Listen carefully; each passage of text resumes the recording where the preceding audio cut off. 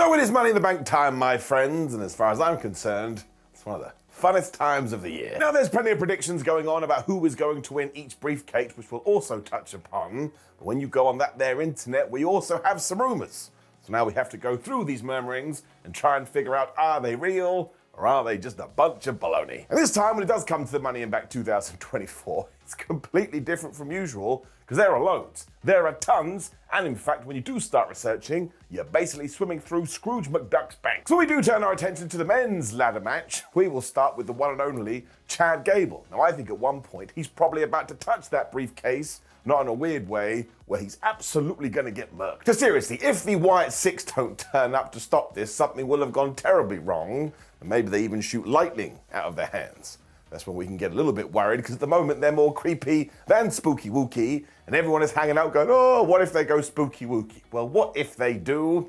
We got derailed. We've just been hinting at this so much, though, and it also protects Chad. He can walk out on Raw and go, can't believe it. I would have been Master in the Bank right now if it wasn't for those meddling kids. Or the Wyatts. It could also serve as a reason for the Alpha Academy to actually go, fine, Mr. Gable, we will come and help you. And they perform like a protective shield around him, where maybe he gets the hot WrestleMania, aka SummerSlam, and he totally cheats to win the Intercontinental Championship. And then the following week on TV, Otis and Co can be like, that's it, we're never trusting you again. Otis absolutely murks him. And then maybe the Wyatts stab him in the chest. I mean, they did it before. I just think that would be a really good story. And again, all the evidence is there. Which is the same with LA Knight, because once that's out the way, if we do it in this order, LA will then be climbing the ladder, where who will pop up from nowhere and teleport in from the Starship Enterprise? It is obviously going to be Logan Paul. And this is because all the hints are there that at SummerSlam, we are going to do Logan Paul versus LA Knight for the US title. I mean, what happened in that qualifying match on SmackDown?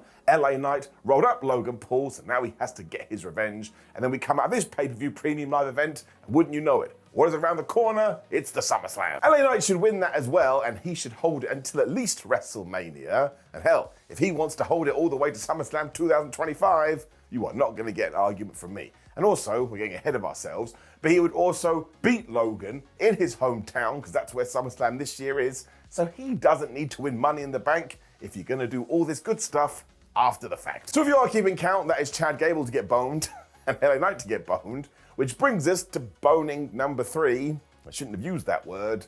Drew McIntyre. Now, this absolutely could go one of two ways, but also, if this does all happen, when it comes to 2024 Money in the Bank, it is going to be the most shenanigans-filled ever.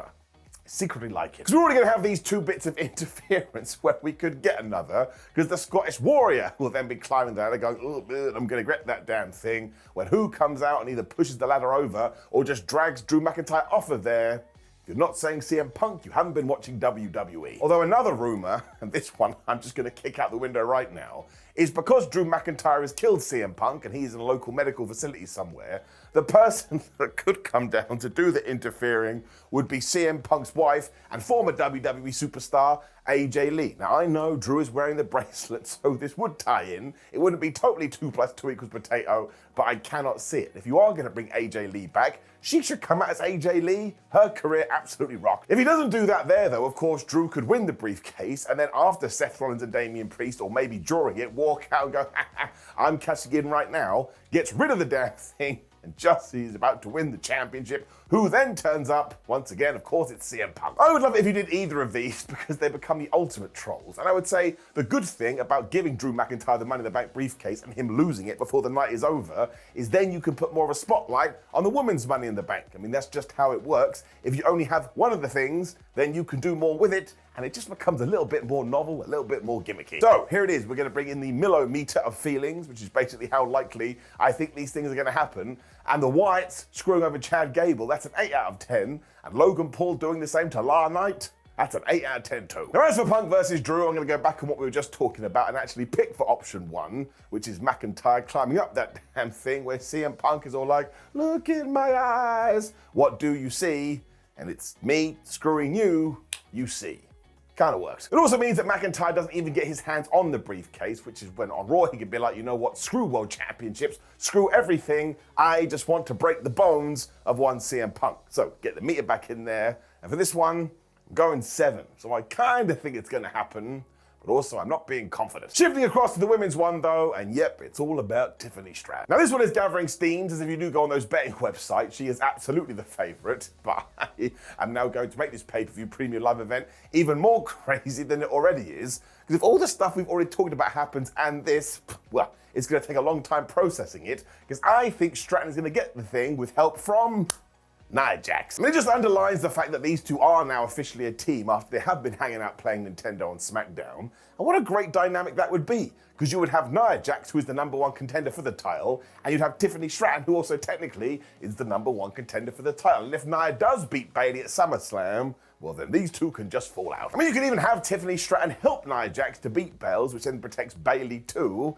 when yeah, these two on Friday nights are like, well, I can't trust you, and you can't trust me. What the flub are we gonna do? You can just tease that forever too until Stratton makes the decision, so she can be telling Nia, listen, I'm definitely going to be cashing in on the Raw female champion when she changes on a dime, and maybe she actually rolls up Nia Jax and gets the win, and Nia's like, well, wasn't even ready. I do think Tiffany will win the damn thing though, because when you do go through all the individuals, she probably is the one who benefits from it the most. And her character could have a whale of the time with that. But of course, we also keep our fingers crossed that it will be Chelsea Green. But in terms of Nia Jax helping, man, I'm feeling big time 8 out of 10. You've also got the rumor as well that Damage Control may try and help Io Sky before they make a mistake and accidentally screw her over. And once again, that would tie into the narrative. Have you seen Sky's face recently?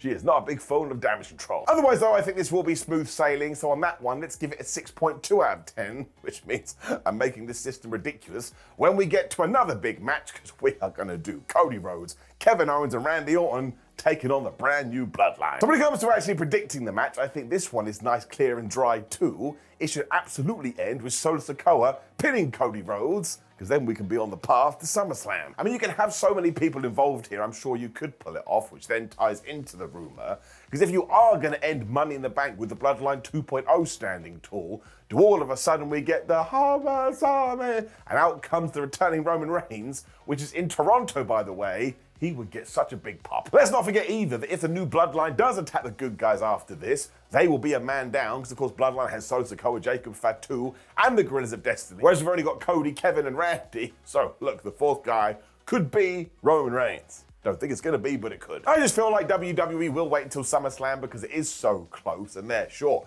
Cody can beat Solo, and that's when the new Bloodline makes their attack, when Paul Heyman comes out and says, my name is Paul Heyman, and his name is, well, no introductions needed, but it's flipping Roman Reigns. It just ticks all the boxes and means Cody can beat Solo at Hot WrestleMania nice and clean, and then you end that pay-per-view with Cody looking at Roman, and Roman looking at Cody, and us going, well, are they friends? Are they enemies? Are they frenemies?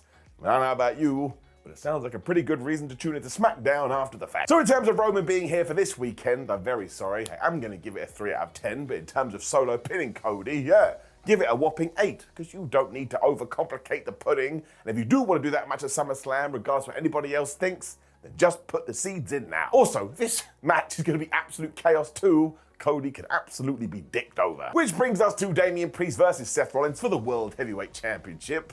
This one is a little bit tricky. If you do allow Drew to win the briefcase and then walk away with that belt, well, again, when it comes to Raw, you do put Rollins and Damian in very interesting storyline positions. However, you are also then overcooking all of these angles and kind of merging them together. And there's a far easier option here. His name is Finn Balor. Because WWE has quite clearly intensified the heat between these two, and given that Damo's told him, man, don't come to the ring, I've got to do this all by myself, Balor could be like, yeah, I'm going to do that anyway, when he accidentally screws over Damian Priest, and Seth Rollins is your brand new champion. That also cost Priest his place in the Judgment Day, even though he didn't really want to leave, and then Finn can reveal, haha, I did it on purpose. And once more, when we are looking towards Hot WrestleMania, maybe on paper, Seth Rollins versus Gunther just makes more sense. It also means that Priest can go and sort out all this stuff with Finn, meaning they have a match at that pay-per-view, and I don't know why that excites me so. I think it's because I look at Finn Balor and Damian Priest, and they do kind of feel like underrated on that roster. So throw them out there and just say, hey boys, go crazy. So as we are making these videos, we may as well have some fun with it. So yes, Finn Balor accidentally, maybe on purpose, screws over Damian Priest, and of course Liv Morgan and Dominic Mysterio will be out there too. And yes, I'm saying that Seth is going to be the brand new World Heavyweight Champion. This is going to be such a mess, but a delightful mess. Millimeter, 7 out of 10. And we'll finish with Sami Zayn versus Bron Breakker, because we do have to talk about all of them. And actually, there isn't that many rumors. other than the fact that the favorite in the betting right now is flipping Bron Breakker, meaning he could be about to become the Intercontinental Champion. Now, I think we should just pull the trigger on this, because when it comes to Sami, man, he is just the best babyface ever, and he doesn't lose any stock if he does get defeated. If anything, he's so good at talking, within about 10 minutes, everyone will be like, oh, Sam, I love you again. But hey, all the murmurs are suggesting that Bron is going to do it, so let's say 8 out of 10. And there is some funny social media stuff with Johnny Knoxville at the moment. He of Jackass and WrestleMania fame, but I think that's because Sami Zayn is doing his comedy gig over the Canada weekend. So yeah, if you want to do a weird rumor for Sami Zayn's comedy show, Johnny Knoxville probably going to turn up, punch him right in the face. Have a great time. Now, of course, though, have you heard about any rumors for the Money in the Bank weekend? Drop me a comment below, because I'd love to hear all of them. It would get me more excited for the show. And you can like the video, share the video, and subscribe, and click the video on the screen. It's my ups and downs from Monday Night Raw, so you can get my take on all of the angles. I will also be back on Sunday to up those downs for Money in the Bank, because of course I will. That is my life. But my friend, take care, enjoy the show, because it comes but once a year. I'll see you then.